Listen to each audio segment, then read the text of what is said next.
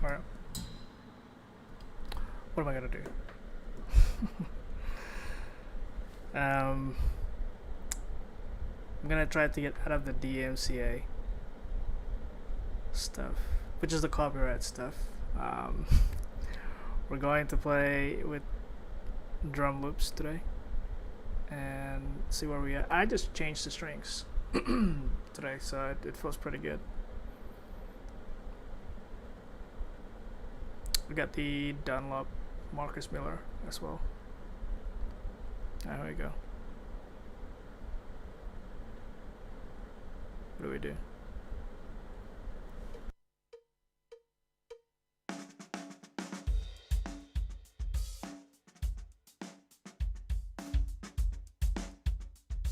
Nah. I'm not feeling that actually. What about this one? Oh yes, let's do this actually.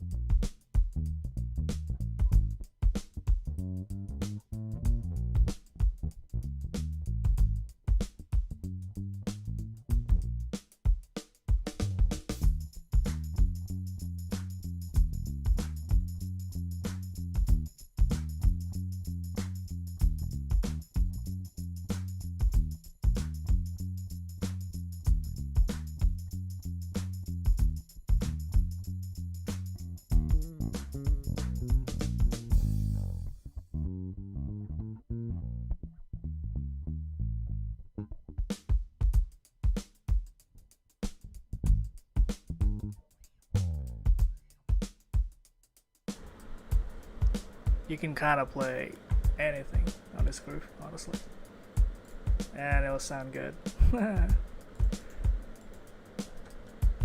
So maybe what, Chameleon, maybe?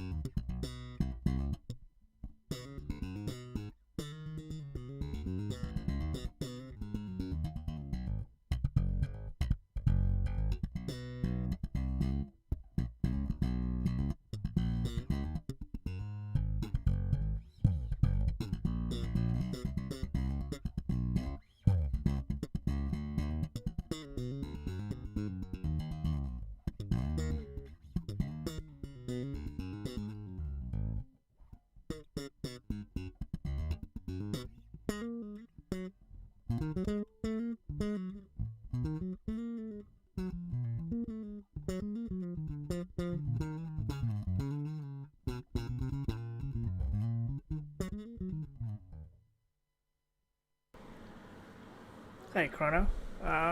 Good question. How would you play slap like that? Well, first thing first, you gotta learn the basics, right? So to learn the basics is to understand how it works, and I think like a lot of it is a matter of rhythm.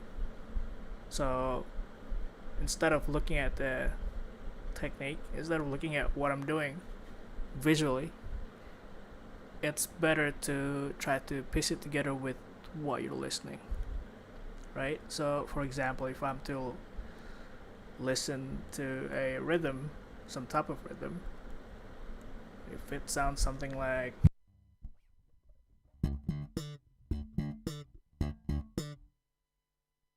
then I would try to, I guess, relate myself to that as close as possible. And you can think about it as something that you can sing, like tuk tuk ta, tuk tuk ta. It's like a drum machine, right? It's like a drum rhythm. So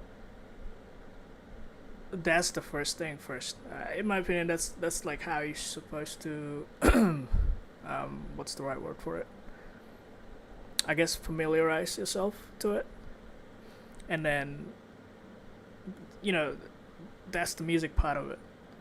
Yeah, and then after that, whatever that comes to it, whatever technique or in terms of like physical stuff, you know, playing and whatnot.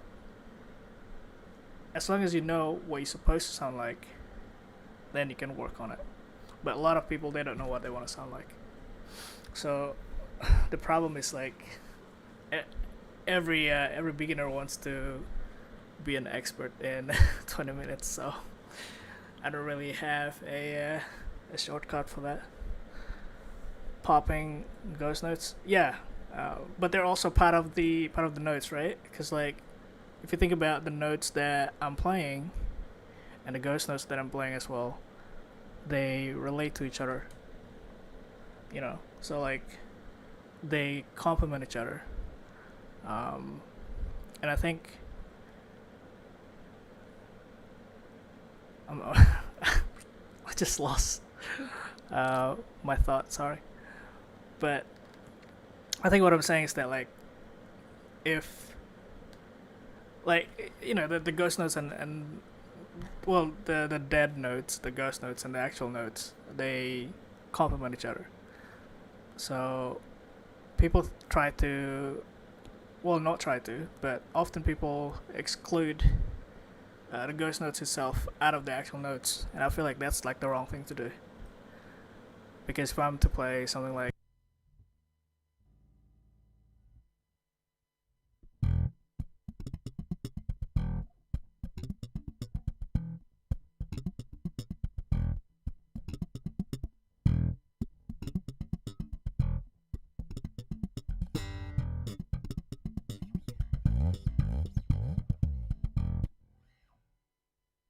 so when I think of it, there's a lot of ghost notes and then there's an actual note. But what I did was to make the ghost notes kind of, what is it? I guess outline the actual note, which they. It's alright. I mean, that's like just an example. It doesn't have to be that way. You know what I mean? Like I'm just trying to show you the concept of ghost notes itself. But in terms of ghost notes, I think you should always try to sing the ghost note. So let me see if I can come up with what an example. One second.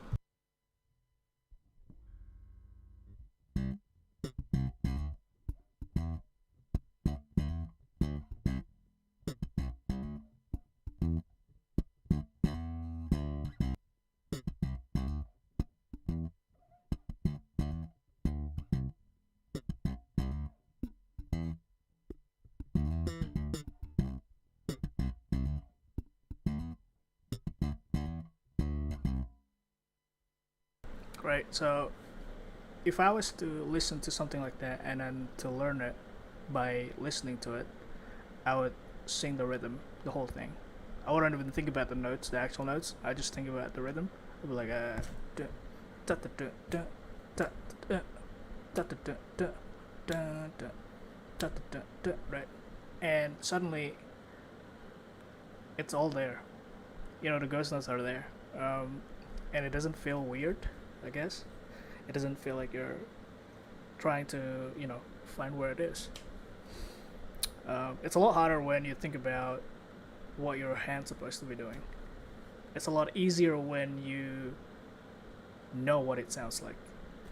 So, yeah, dude.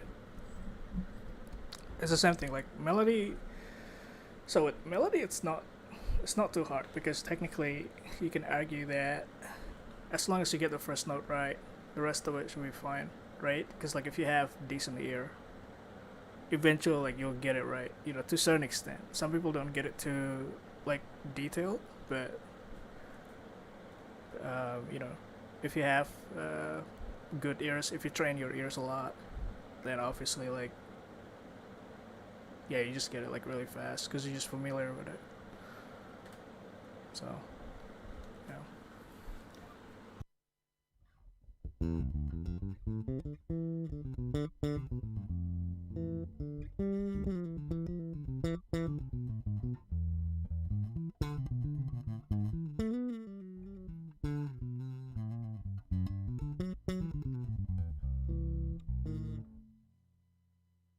Mental practice. It depends on what you're talking about. By the way, hi.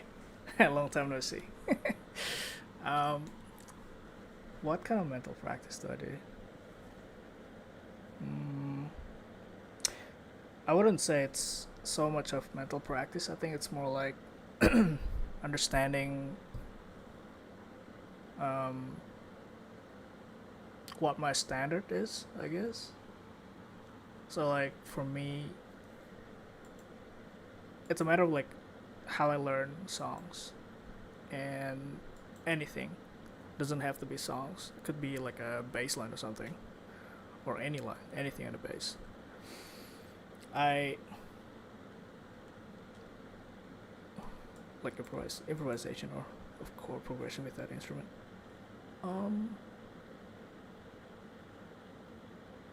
Oh, you're talking about like playing chord changes or something. So if I'm playing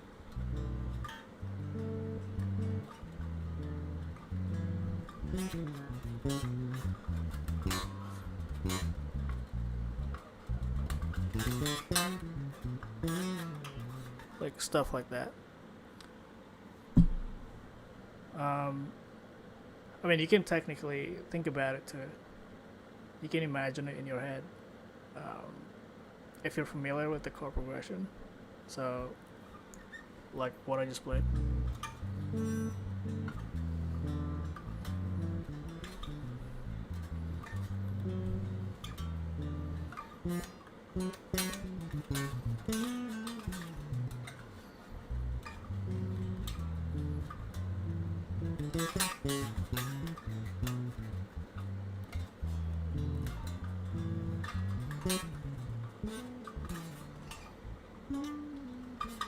Uh,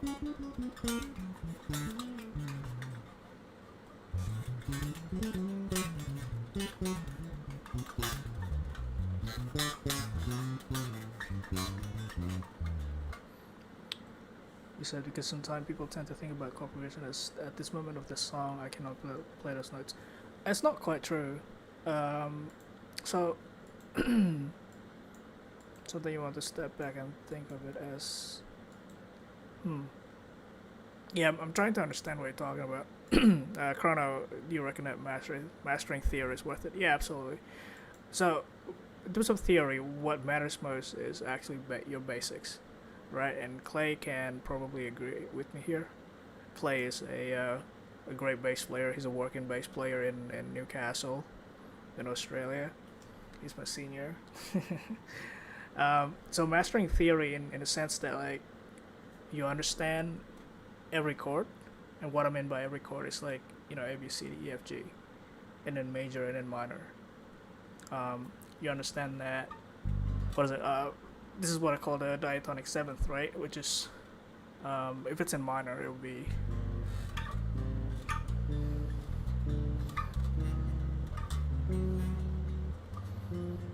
that, you know, like 1, 2, 3, 4, 5, 6, 7.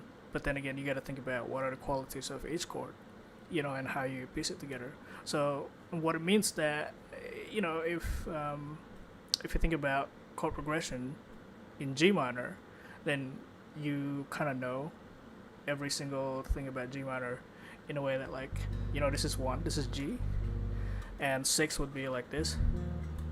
That's 6, 5, 4, you know, stuff like that. It just makes you understand like the intricacies of, you know, the in and outs of that chord. And like I said, it could be like basic stuff. It could be major and minor. But as long as like you understand it to the point where you don't have to think about it anymore, like it helps you a lot to improve. Yeah, like licks and creative stuff. So licks don't really matter in my opinion. Licks are some of the, like, it's good to learn, but like the reason why people are interested in licks is because like they don't understand how chord is supposed to work. You have to learn that for every chord. Yeah, but like for bass, every chord is kind of the same, right? So for example, because everything's in fourth, what I mean by fourth is the circle of fourth. You know, all that. Right? So once you learn the basic of it, you can apply it to every chord. It's the same, as in like A, B, C, D, E, F, G. Difference is like major and minor. But it's like learning the formula of it. It's like maths, right? If you think about it as mathematics, then it kind of makes sense. So if I'm to play this chord progression, which is 1, 6, 4, 5, in A minor,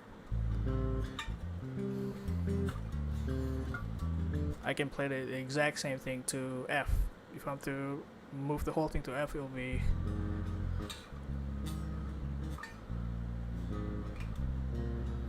there you go, right? So that's the exact same thing. And what I did just then is that I apply patterns, right? So if you think about numbers 1, 6, 2, 5, 1, which is minor, the 6th degree of that minor key itself would be major. So this is the major, so 6 major. 4, in this case I play 4 minor.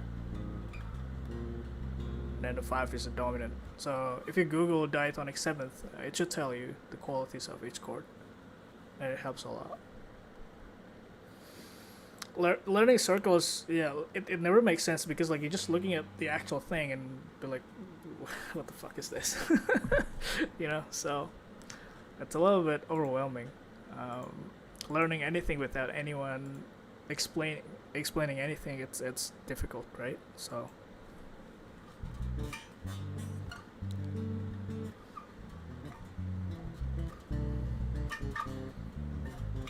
but you know, once you understand chords, then every time you hear chord progression, you just know like what it is, because you recognize, for example, if you're in the key of A minor,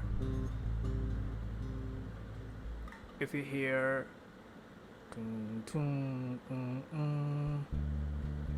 which is the 4,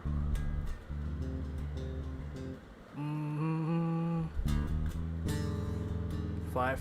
You know what I mean? Like you kind of understand what we call interval. You know, which is the distance between one note to the next.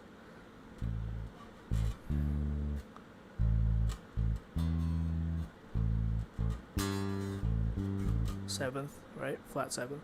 So I'm not great at theory. I tell you that much. Like a lot of my friends would absolutely smash me on that, on theory stuff. But my basics, I master my basics, and you know, it really just set me up to like at least be able to play what I want to play. You know what I mean? So far. I think like it's when people talk about licks, like I feel like it's weird because licks is like stealing someone else's phrase. You know, like someone might say, I don't know, some what is it? Just like a phrase, you know, when like you'll hear someone say something and you're like, oh wow, like I've never heard of that before, like or like yeah, that sounds weird, and then you copy that and you say it. So like now you stole it from them, but you don't understand the context of it. And I feel like licks are like that. It's always stuff that that's never internalized. You know what I mean? Like so you can play, for example,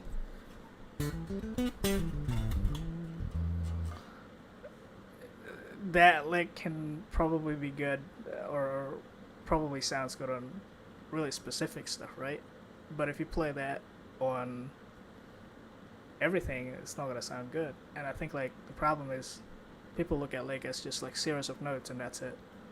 But there's never any thought about where it came from or what it is about, you know. Well, if your licks sound the same, you gotta think about the chords that you're playing. So, for example, E minor, right? What's the natural reaction to playing E minor? Like what licks would you be playing? E minor licks, right? So it'd be like,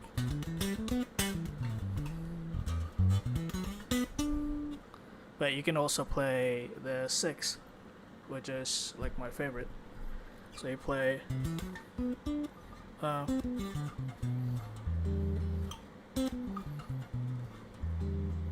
it could be, you know, so what I'm doing is just I'm just picking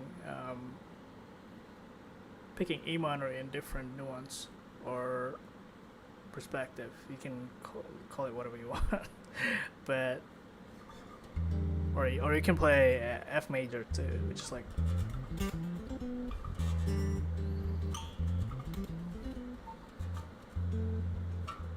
so. But also instead of playing the licks, like you gotta think about the chord, or yeah, like the chord or the quality of the what is it? Yeah, like what chord you're playing, I guess. So my licks sound jazzy. Well, it sounds jazzy because it has the characteristics of jazz, right? Which is like arpeggios and triads and stuff. So I play a lot of 1-3-5-7 because what they do, they effectively outline the chord that I'm playing. So for example, because I'm playing E minor, right? And what I did was I play B, C, E, G, B, D, right? So what I did I play C major 7 with B as the pickup line. So I play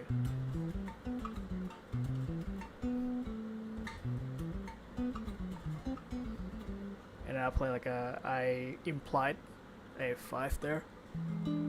Sorry, my bad. What is it? So cause you'll hear the what is it?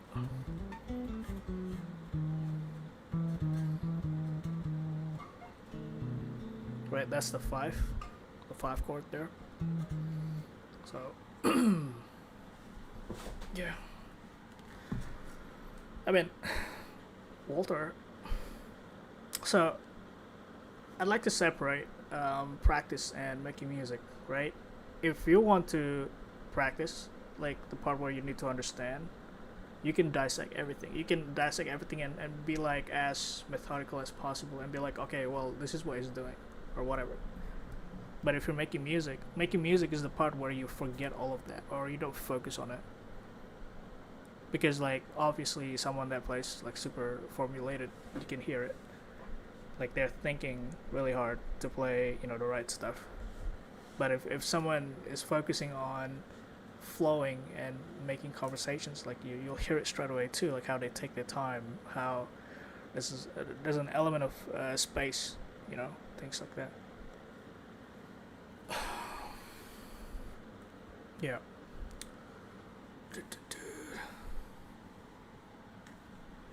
I gotta get some water, I'll be back. I'm so tired.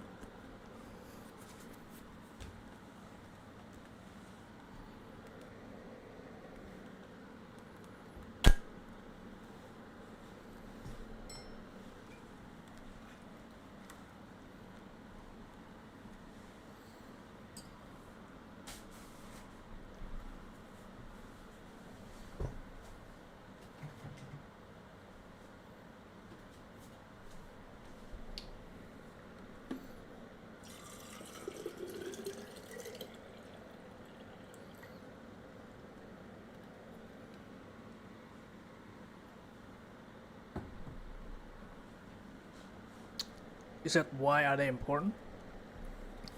Well, arpeggios and licks and fills are pretty important because so think about this.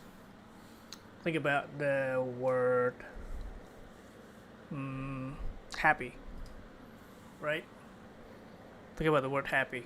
Think of vowels as the arpeggios of every word. So without vowels, it's almost impossible to have a word. Or is it a word? Yeah, that's right. They're like the foundation of every chord. As to whether a chord is happy or sad, they are what define that. This is obviously people gonna like disagree with me, but honestly, it's like the easiest way to to explain. But arpeggios are essentially 1, 3, 5, 7, and from the third degree, it sort of like it dictates the mood of the chord, whether it's minor or major, and then the fifth is the same, right, for minor and major until you get to like altered chords and stuff like that. And then seventh is also kind of similar with third, where it's either flattened or natural. So yeah, I mean you can find so many examples on this on YouTube and whatnot, or just like Google stuff. But think about your licks, right? What are the notes that you're playing? And if you're really like trying to dissect them, and you think about the chords that you're playing on top of it, then it'll make sense. But like a lot of licks, I don't know, like pentatonic stuff, they're just what, the third. I think it's just utilizing the third, right? And maybe the seventh, but it's never anything more than that. Because everyone thinks about licks from usually like from the tonic. So if it's G minor, then they're just playing stuff in G minor. But like the natural reaction is never like, okay, let's think about the sixth. Let's play the E flat major, in G minor. Because obviously once you do that, you're kind of creating some kind of flow. Yeah. Which is fine. Playing on a tonic is fine, but like it's not about playing on a tonic. It's more about like, do you understand what you can do in G minor? Like there's nothing wrong playing on a tonic. You don't get a badge for not playing on the tonic. But you have to ask yourself, like, what are you trying to create? What are you trying to do? Like, what are you trying to say? So, yeah, it's people think about rules, and I don't know. Some people like stay on the tonic and they still sound amazing. So there's that, you know. And I feel like it's not about playing whatever. It's like it's the end result, right? It's like the whole sentence. Like you don't judge by the letters or what is it, like question marks or whatever. You think about the whole sentence. You gotta look at the whole sentence and be like, okay, well, that's a really well made, well written sentence. That's what soloing is to me. Like how engaging it is, like how how well written it is. So, oh, dude. Just showing you guys what a musician with a bad back look like. I am beat. Joe Cleveland. I don't know who Joe Cleveland is.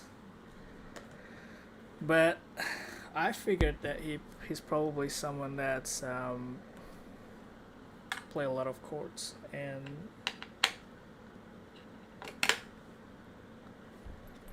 understand what he's doing. Like every gospel bass player, just you would mistaken them for keyboard players actually. How much of pure improvisation Marcel is? That's a really good question, actually. And being honest with you, these days I'm kind of trying to make everything flow with what I have. So this is a really interesting conversation when it comes to this, because it's obviously about me.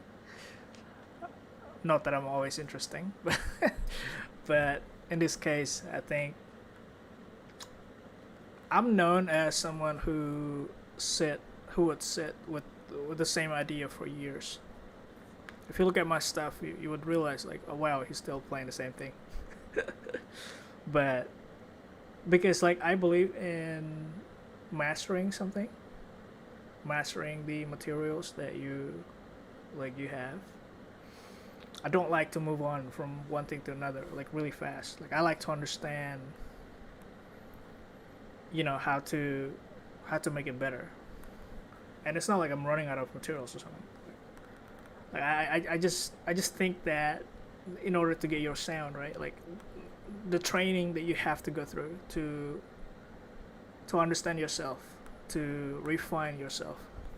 Because like, what's the point of me trying to move on to the next thing if I can't get better in what I do, right? If I can't master what I do. So at the moment, if I'm practicing at home, right? If I'm doing solos and I'm kind of improvising over like a track or something, the problem with that is that like everything is so predictable, and when it comes to solos, for me, things have to be stimulating, right? Everything has to trigger me in a certain way. And usually it's about dynamics. Usually it's about what I'm hearing. And often if things are super static, it's really hard to feel inspired. It's hard to be moved, I guess. So, which is interesting because, I think music is about complimenting someone. Music is about supporting, right? And for me, as a bass player, like I know what a guitar solo would need or what I have to do on a piano solo or keyboard solo. But like at the same time when I'm soloing, I feel like people just don't know what they're supposed to be doing. They'd be like, bass solo, and everyone would just like absolutely be quiet. They just stop playing for whatever reason. Like you'll hear people going to the bathroom and stuff. I'm just kidding. Happened a few times actually. Kind of hurts to admit. But yeah, it's a bit of a it's hard, man.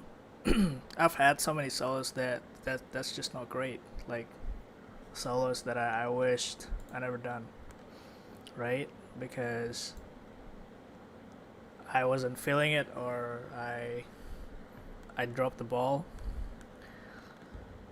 It's hard, you know. It's a matter of like how composed you are mentally, how into it as well. Sometimes I realize like I'm not so into it, and that type of realization would kind of like come halfway, and that's a tough pill to swallow. You were like, wow, I don't, maybe I didn't want the solo to begin with, and yeah, but that's like performing, right? It's it's live stuff. It's not comparable as to imagining what would happen, because like you can solo. Yeah. See you later, Chrono. All good, man. You take care.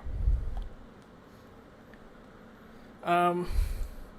Yeah. I mean, it's hard, man, because performing, like, you don't know if the crowd is kind of going against you, then it's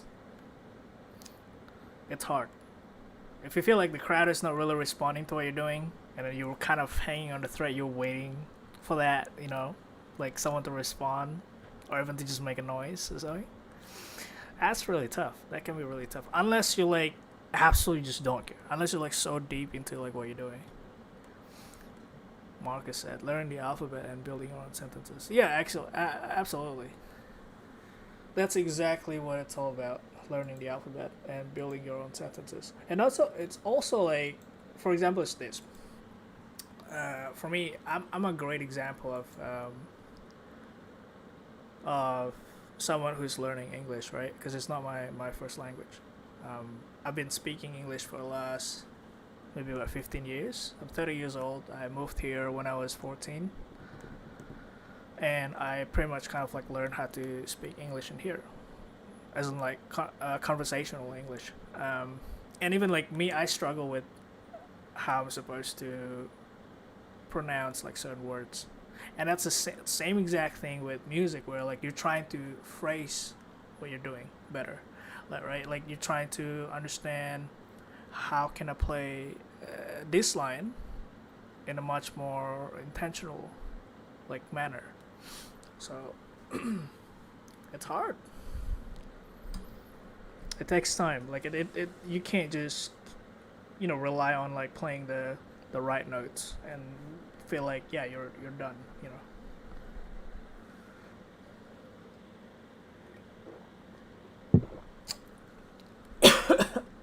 Sorry guys, I just choked on water. Um, so Aditya Pratama, by the way, hello, from all the way from Indonesia, my hometown. He said, can you explain what is the difference with an active bass preamp with 2 9-volt battery and why 9-volt battery? Okay, so my bass has 2 9-volt battery.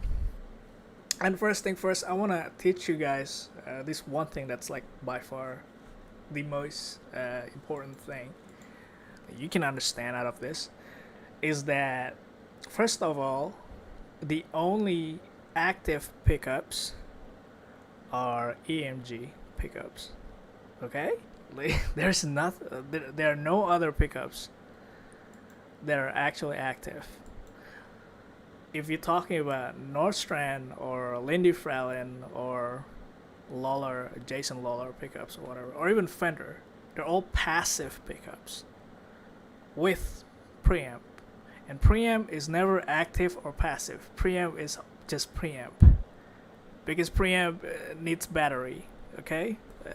That's just what it is.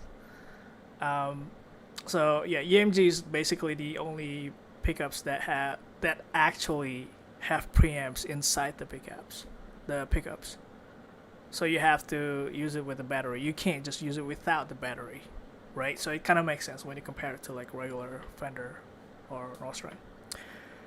Anyway, okay, so the difference between active bass preamp with 2 9-volt and 1 9-volt battery. So one 9-volt battery is the standard for for preamp, but a lot of bases have 9-volt, two 9 volts, and the reason is because two 9 volts allow you to have bigger headroom.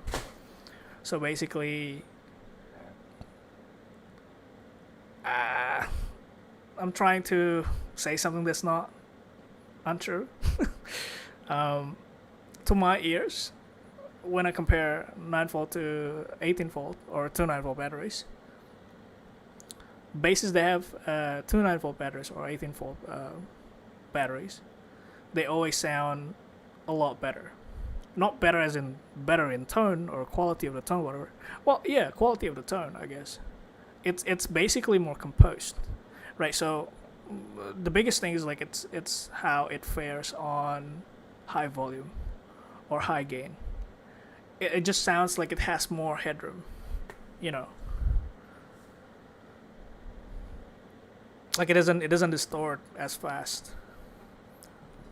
So it's like the difference between what is it like bass amp that have okay, so 800 watts bass amp and then 400 watts. You always want to go with the 800, right? You always want to go with the louder one. And even though you're not playing as loud, you can also turn down. But if you play the 400 and want to go louder, you can, because you've already hit a ceiling, right? Because the maximum power is 400. But if you have 800, it's loud to begin with, and I feel like that's it's kind of like that. Drains fast? I wouldn't say so. It depends on what which 9-volt battery you're using. It's not as bad as you think, because I don't know. Like I don't have to I don't have to keep changing batteries. Like I haven't changed batteries on this bass, and I think it's been like what, a few months now. So, and I play a lot. I've been playing a lot for the last like 10, 6 months.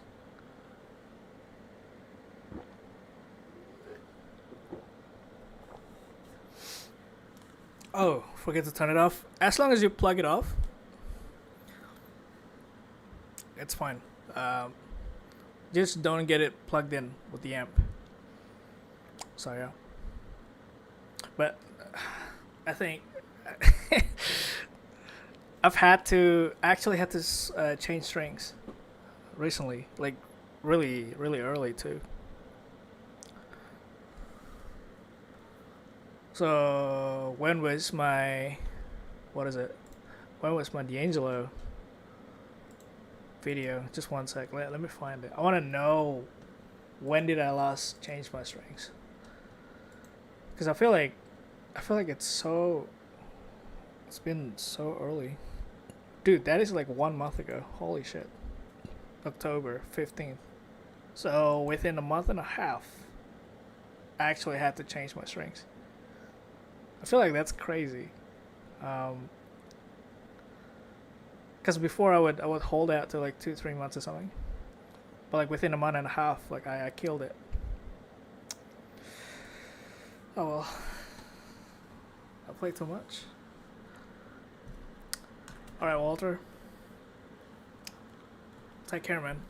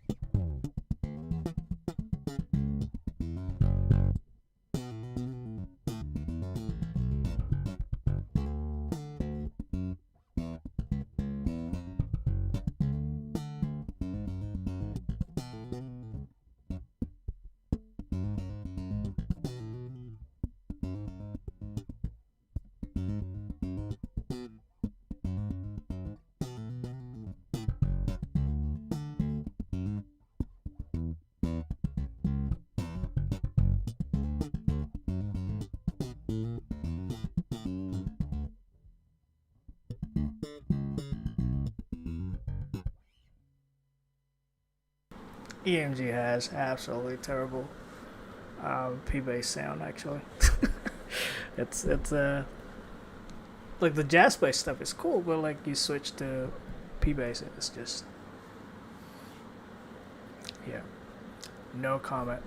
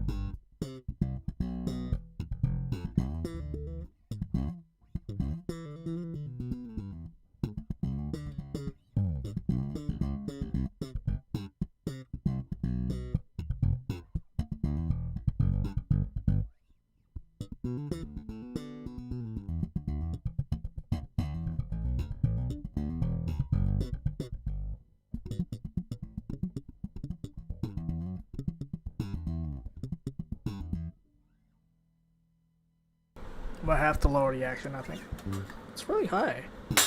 The D string and the A string. When I'm playing the Marcus Moore thing, I can't feel a bit of a struggle plucking the D string. It doesn't feel super fast.